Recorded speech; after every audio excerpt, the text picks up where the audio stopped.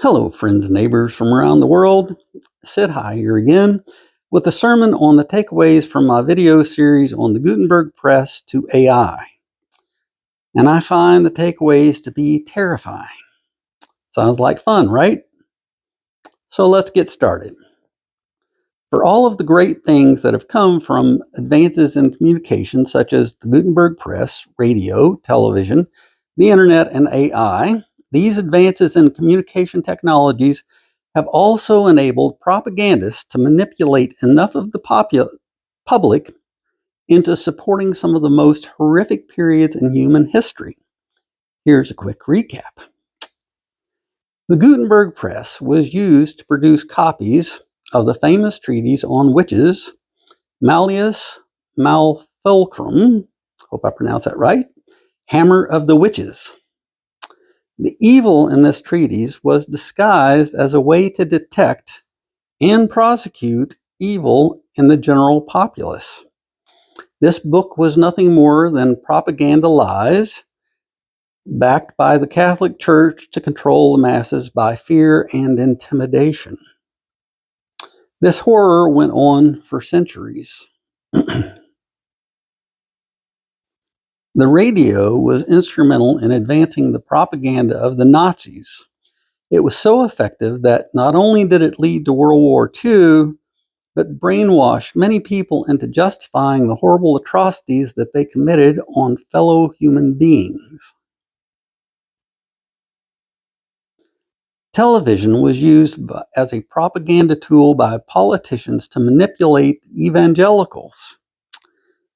But there were also individuals that claimed to be Christian leaders that used television to spread propaganda, used in sinister, clandestine ways to brainwash many Christians away from Christ's teachings and into hateful bigots that still claim the title of Christian, but follow none of Christ's teachings, which makes them chinos, Christians in name only, right?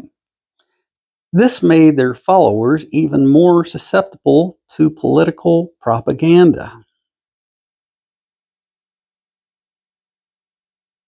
Before cable television and the internet, there were a very limited number of television stations one could receive depending on where you lived. And with the internet, not only did it seem that there were unlimited options to get information from, but now one could interact with chat groups and such. The internet was and still is an accelerant to misinformation, bots, and trolls. And now we must confront AI. Will the bad outweigh the good this time? Now let's discuss how important it is to know who is controlling the media information that you are consuming. Why do you think that people like Jeff Bezos bought the Washington Post, or Rupert Murdoch founded the Fox channels and bought the Wall Street Journal? Sure, to make money, yes, but the real reason is to be able to control the narrative and disseminate the propaganda that they wish to promote. I mean, billionaires owning all of the media companies, what could go wrong, right? I mean, I remember when Elon Musk bought Twitter. Financial analysts were basically calling him an idiot for the amount that he paid for it, that he was going to lose so much money on this deal. But they weren't looking at the big picture. Elon bought Twitter so that he could have an incredible propaganda tool at his disposal. You can make a lot of money by manipulating the masses. It just goes into a different ledger. And now many of these billionaires are investing heavily in AI.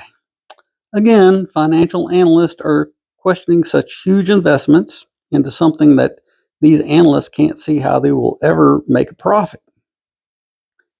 Here's the terrifying thought for you. Imagine an AI version of Fox News or CNN. Now, here's the more terrifying part. You won't have to imagine it for long because it's coming. And if history is any indication of what might happen, as I have shown, it gets horrifically bad before it gets better. And it never gets better without action. So you might be saying, Sid, how do we confront the sinister propaganda that will be propagated by AI? Frankly, I'm not sure, but I'm learning. Plus, you have to identify a problem before you can fix it. I am hoping that those who watch this video will get a concept of the problem I have identified and spread the word so that more people will be aware of this problem. Also, I am hoping that founding a religion based on the commonalities will help point people in a moral and ethical direction. And I am hoping that someone that has a better understanding of how propaganda works and has embraced the moral and ethical practices contained in the commonalities will advance more workable solutions to educate people on the propaganda to counter the sinister propaganda and its misinformation.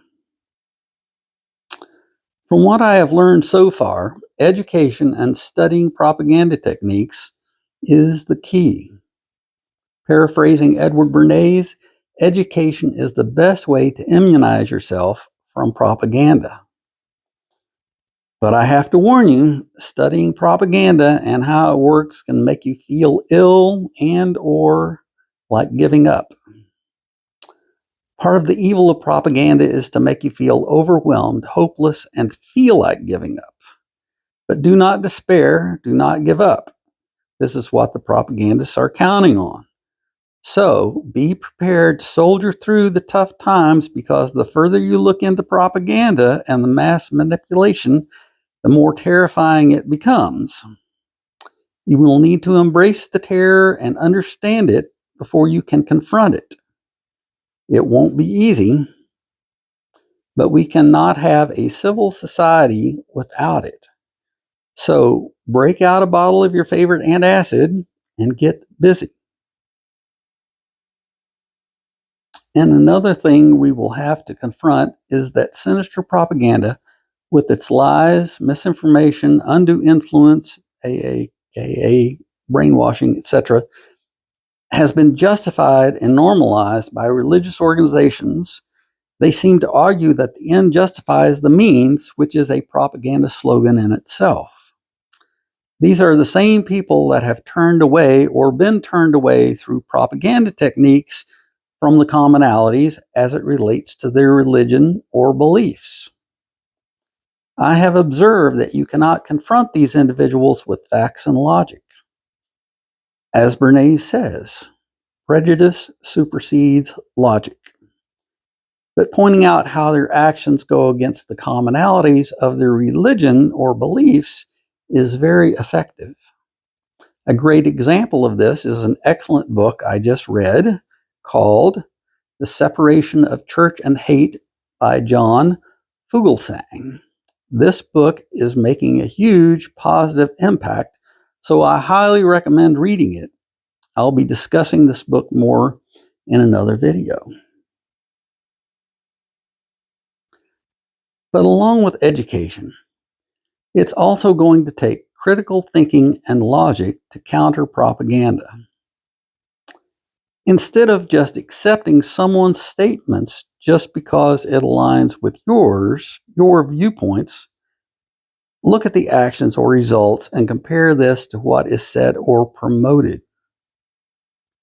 If the action or results are different from what was said, then you've been conned by propaganda.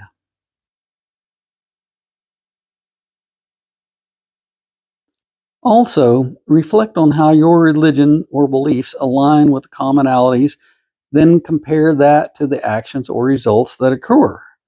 I am going to cover more specifically in future videos examples of this. I'm going to end off here for this video, but there is so much more that needs to be discussed on this topic. I know I've laid a lot of heavy stuff on you in this video, but please do not despair. Use it as a motivation to educate yourself, because maybe, just maybe, we can counter this sinister propaganda and promote a more civil society for the future.